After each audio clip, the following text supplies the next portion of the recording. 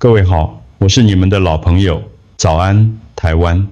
在我们熟悉的早晨街道上，无论是走进传统早餐店，还是便利商店，你一定会看到这样的景象：一份热腾腾的起司蛋饼，搭配大杯豆浆，或者是一片涂满奶油的吐司加蛋，配上一杯浓郁的热红茶。这些组合看起来多么日常，多么理所当然，对吧？但如果你每天都这样吃鸡蛋，却从来不知道有些错误的组合正在默默地伤害你的大脑、血管，甚至让你的记忆力在不知不觉中提前衰退。鸡蛋本身是极佳的营养来源，问题不在鸡蛋，而是在于你怎么搭。如果你不把这支影片看完，你很可能每天都在重复一个正在加速老化的饮食错误。这不只是关于一顿饭，而是关于你未来10年的健康状态。别忘了订阅频道并开启小铃铛，以便接收我们提供的最佳健康建议。我想知道你是否正在收看这支影片。如果你觉得内容对你有帮助，请在评论区输入1，如果没有，请输入0。作为一名在诊间观察了几10年的医生，我必须先为鸡蛋说句公道话。鸡蛋绝对是大自然赐给我们最完美的食物之一，它含有优质的蛋白质，还有对大脑运作至关重要的胆碱，以及能保护我们视力的叶黄素。我想用一个简单的比喻让大家明白，如果把我们的身体比作一台精密的车子，那么流动在我们全身的血液就是在运能量的货车，而血管就是四通八达的高速公路。鸡蛋就像是最高品质的燃料，它能提供车子跑得远、跑得稳所需的动力。当你摄取适量的鸡蛋，你的大脑细胞就像得到了充分的润滑与补给，思考会更敏捷，记忆也会更清晰。然而，再好的燃料，如果你加错了油箱，或者混合了劣质的添加物，这台车子依然会熄火，甚至损坏引擎。现在很多长辈反映自己容易疲劳，吃完早餐就想睡，或者感觉脑雾越来越严重。这往往是因为他们把优质的鸡蛋与错误的食物混在一起吃了。接下来我会告诉大家3种最危险的组合，以及3种我最推荐的黄金组合。这不是要吓唬大家，而是希望大家能把好食物的价值真正发挥出来，让这台身体车能开得更久、更顺畅。这是台湾最典型的国民组合：蛋饼、白吐司加蛋，或是白馒头加蛋。我知道这很好吃，吃起来很有饱足感，但你是否有过这种经验？吃完这顿早餐，大约过了2个小时，你反而觉得特别累，甚至开始打瞌睡，想去睡个午觉。这就是因为精致淀粉与蛋白质错误结合后的反应。精致淀粉就像是跑得飞快的糖分快车，一旦进入身体，血糖会像云霄飞车一样迅速飙升。这时候，身体里的胰岛素就像警报器一样疯狂作响，试图把血糖压下来。当血糖快速上升又快速下降时，你的大脑会感到极度疲惫。长期下来，这种震荡会导致身体产生慢性发炎。这种发炎是隐形的，它会慢慢侵蚀你的血管壁，让原本平滑的血管变得粗糙，甚至引起血栓。对60岁以上的长辈来说，这种血糖的不稳定，直接影响到的就是血管性失智的风险。所以我建议大家做个小小的改变，与其用白吐司，不如换成全麦面包；与其吃蛋饼皮，不如配一颗蒸地瓜或一碗糙米饭。地瓜和糙米含有丰富的纤维，它们能像刹车器一样，让血糖缓慢而稳定地释放。记住这句话，让能量慢慢来，大脑才不会累。如果你能把白色的精致淀粉换成有颜色的原型食物，你的大脑与血管会非常感谢你。这是一个微小但能保命的习惯，从明天早餐就开始试试看吧。在诊间，我常听到许多长辈自豪地跟我说，医生，我很注重健康，我每天早餐都吃2颗蛋，配1碗浓豆浆。每次听到这里，我都会轻叹一口气，然后告诉他们，你以为你在养生，其实你是在为肠胃找麻烦。很多人以为蛋白质吃越多越好，所以把鸡蛋和豆浆凑在一起，认为这是强联手。但事实上，豆浆中含有一种叫做胰蛋白酶抑制剂的物质，它会干扰身体对鸡蛋蛋白质的吸收利用。当这2种高蛋白食物同时进入肠胃，它们就像是在窄门前互不相让的2群人，结果谁也进不去，反而导致消化效率下降。这就是为什么很多人这样吃完之后会觉得肚子胀胀的、闷闷的，身体感觉沉重。对长辈来说，肠胃的消化能力原本就在退化，这种负担会让身体耗费过多的能量去处理消化，反而减少了供给大脑与心脏的氧气。我的建议很简单，这2种都是好东西，但请让它们分开吃。你可以早上吃鸡蛋配蔬菜，把豆浆留到午餐，或是下午茶时间再饮用。当你把这2者分开，身体就有足够的时间去分别吸收它们的营养。这样做，你的肠胃会变得很轻松，身体的吸收效率也会大大提升。健康不是靠堆叠，而是靠精准的分配，这才是真正的养生之道。很多人习惯在吃完蛋料理后，喝一杯热腾腾的茶来解腻，无论是绿茶、乌龙茶还是红茶，这看起来是一个非常优雅、清爽的习惯，但从医学的角度来看，这却是在拖慢你的消化。茶叶中含有丰富的茶多酚和单宁酸，这原本是很好的抗氧化成分。然而，当单宁酸遇到鸡蛋中的蛋白质时，它们会产生化学反，阴结合成一种叫鞣酸蛋白的物质。这种物质会让肠道蠕动变慢，甚至导致便秘。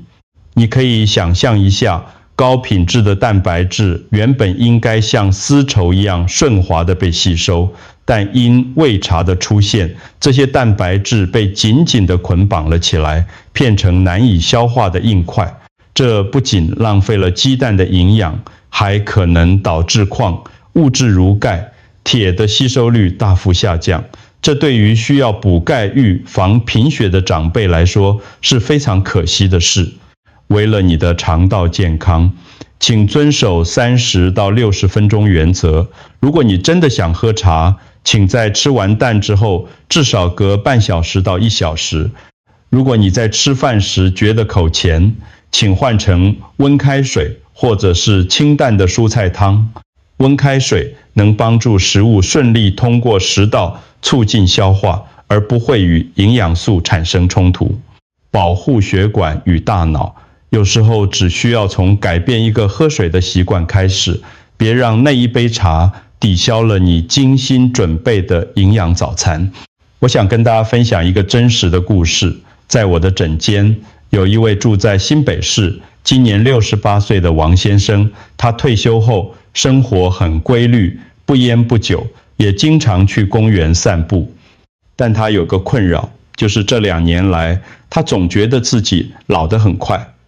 他告诉我，每天早上吃完早餐后，他就觉得没体力，记忆力也大不如前，出门常忘了带钥匙，这让他非常沮丧。我请他记录了1周的饮食，发现他的早餐非常标准，2片白吐司加荷包蛋，搭配1大杯热红茶。他觉得自己吃得很清淡，很健康，却不知道自己正深陷在错误组合的陷阱里。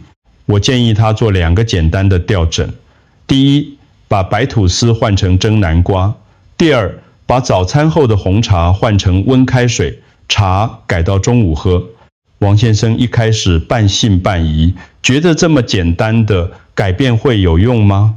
结果1个月后他回诊时，整个人气色完全不一样了。他兴奋地跟我说，现在早上吃完饭后，肚子不再胀气，头脑也变得清楚很多，甚至连下午去散步时都觉得脚步轻快了。这不是什么奇迹，这只是因为我们移除了阻碍，他身体吸收营养的枷锁。王先生的故事告诉我们，很多时候你感到的衰老，其实只是吃错了。只要修正那些错误的惯性，你的身体随时都有自我修复、重拾活力的机会。不要忽视这些生活小细节，它们累积起来，就是决定你老年生活品质的关键。听完前面那3种不建议的组合，你可能会觉得，医生，那我到底该怎么吃？别担心，现在我要带给你的是好消息。健康饮食不应该是痛苦的限制，而是一场有趣的排列组合。你不需要放弃你心爱的鸡蛋，你只需要学会如何为它寻找灵魂伴侣。当你选对了搭档，鸡蛋的营养价值会被放大好几倍，甚至能产生保护心血管、延缓大脑老化的神奇效果。在接下来的部分，我将为大家介绍3种我最常推荐给60岁以上长辈的黄金组合。这些食材在台湾的菜市场或超市都非常容易买到，做法也很简单。这是我在多年医疗实践中看到对长辈最有益处、反应最好的吃法。让我们一起来看看如何把平凡的鸡蛋变成强大的掌，受护脑食物。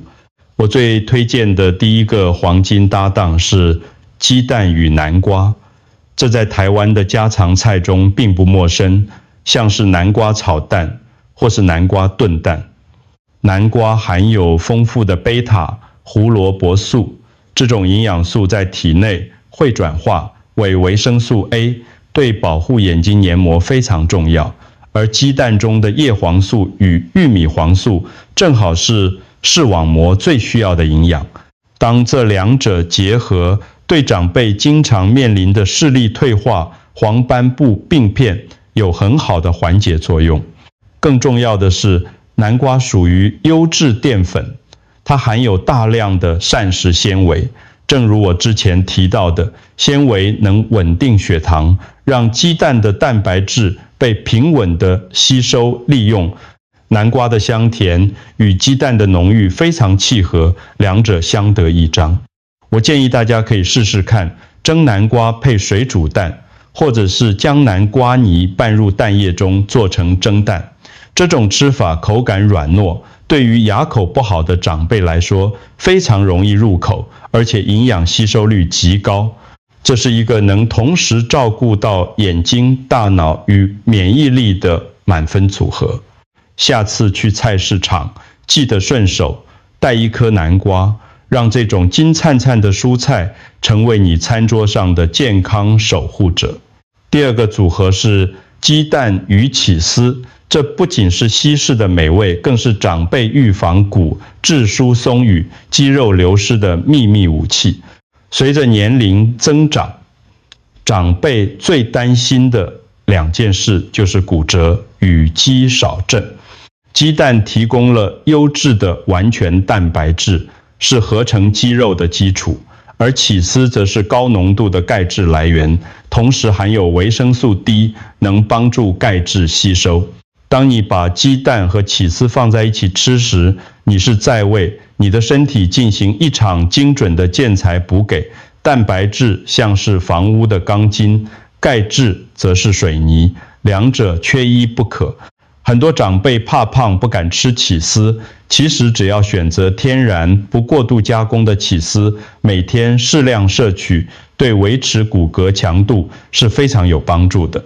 最简单的做法是在煎蛋卷时撒上一点起司粉，或是加一片天然起司，这种组合产生的协同效应，能让你的体力更好，走起路来更有力气，保护你的行动力，就从这口起司蛋开始。第三个组合听起来可能有点奇怪，但它其实非常科学，那就是鸡蛋与苹果。苹果含有丰富的果胶和维生素 C， 而鸡蛋则含有脂肪与蛋白质。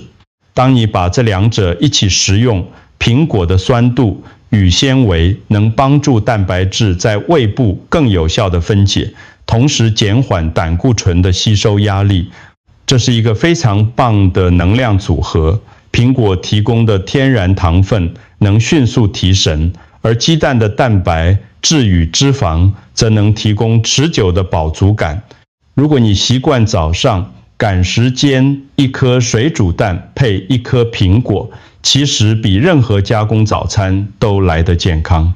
此外，苹果中的抗氧化物质与鸡蛋中的胆碱结合，对于维护神经传导物质的稳定有正向的帮助，这对预防认知功能衰退非常重要。你可以尝试将苹果切片，配着荷包蛋一起吃，那种清脆与温润的对比，会让你对早餐有全新的感受。让健康的食材相互成就，你的身体会用活力来回报你。说完了食材的搭配，我必须提醒大家一个最重要的细节：如果你吃对了组合，却煮错了方式，那功效依然会大打折扣。关于鸡蛋的烹饪，我有3个核心原则。第一，绝对不吃生蛋。我知道有些人觉得生蛋比较营养，但在医学上，生蛋不仅有沙门氏菌感染的风险，而且生蛋白中含有一种抗生物素蛋白，会阻碍身体对生物素维生素 B7 的吸收，这对长辈的皮肤与指甲健康非常不利。第二，最好的烹饪状态是半熟。当蛋黄呈现半流动状或刚凝固时，里面的热敏感营养素如叶黄素、磷脂质保留最完整，且人体吸收率最高。所以水煮蛋、溏心蛋或蒸蛋都是优于长时间油煎的选择。第三，请选用好油。如果你习惯吃煎蛋，请避开精炼的沙拉油，改用橄榄油或苦茶油。鸡蛋中的脂溶性维生素需要油脂来帮助吸收，而健康的油脂能保护你的血管不被氧化。请记住，烹饪的过程应该是温和的，不要用高温把蛋煎到焦脆。虽然那样很香，但那产生的焦化物只会对血管造成负担。用一点心思在火候上，你的食物就会从单纯的能量变成真正的良药。今天我们聊了很多关于鸡蛋的学问，我们回顾了3个避雷区：避开精致淀粉，避免与豆浆并用，以及餐后不要马上喝茶。同时，我们也学到了南瓜、起司与苹果这3种黄金搭档，以及正确的烹饪原则。我想告诉大家，这些改变虽然看起来很小，但如果你能持之以恒，这些小小的饮食习惯会陪你度过健康的10年、20年。健康不需要昂贵的补品，只需要对每天吃进肚子里的食物多一份理解与尊重。如果你觉得这支影片对你有帮助，请把它分享给你身边的长辈或亲友，让我们一起守护家人的健康。我想看到你们的决心。如果你愿意从明天开始尝试这些健康的组合，请在留言区写下我会改。我是你们的健康伙伴，让我们一起用正确的餐桌智慧，吃出强壮的大脑与血管。我们下次见。祝大家平安健康。